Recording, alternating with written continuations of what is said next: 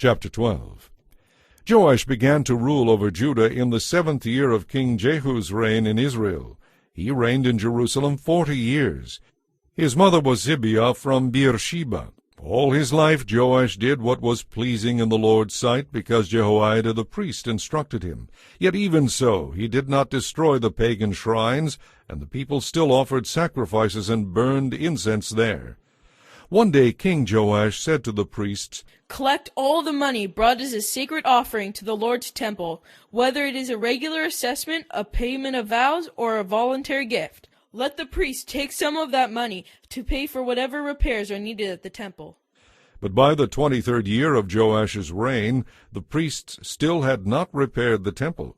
So King Joash called for Jehoiada and the other priests and asked them, "Why haven't you repaired the temple? Don't use any more gifts for your own needs. From now on, it must be all spent on getting the temple into good condition." So the priests agreed not to collect any more money from the people, and they also agreed not to undertake the repairs of the temple themselves. Then Jehoiada the priest bored a hole in the lid of a large chest and set it on the right-hand side of the altar at the entrance of the temple of the Lord. The priests guarding the entrance put all of the people's contributions into the chest.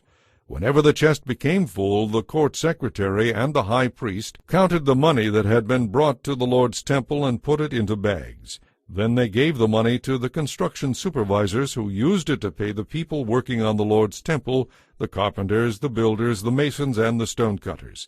They also used the money to buy timber and cut stone for repairing the Lord's temple, and they paid any other expenses related to the temple's restoration. The money brought to the temple was not used for making silver cups, lamp snuffers, basins, trumpets, or other articles of gold or silver for the temple of the Lord. It was paid out to the workmen who used it for the temple repairs. No accounting was required from the construction supervisors, because they were honest and faithful workers. However, the money that was contributed for guilt offerings and sin offerings was not brought into the Lord's temple. It was given to the priests for their own use. About this time, King Hazael of Aram went to war against Gath and captured it. Then he turned to attack Jerusalem. King Joash collected all the sacred objects that Jehoshaphat, Jehoram, and Ahaziah, the previous kings of Judah, had dedicated, along with what he himself had dedicated. He sent them all to Hazael, along with all the gold in the treasuries of the Lord's temple and the royal palace. So Hazael called off his attack on Jerusalem. The rest of the events in Joash's reign and all his deeds are recorded in the book of the history of the kings of Judah. But his officers plotted against him and assassinated him at Beth-Millo on the road to Selah.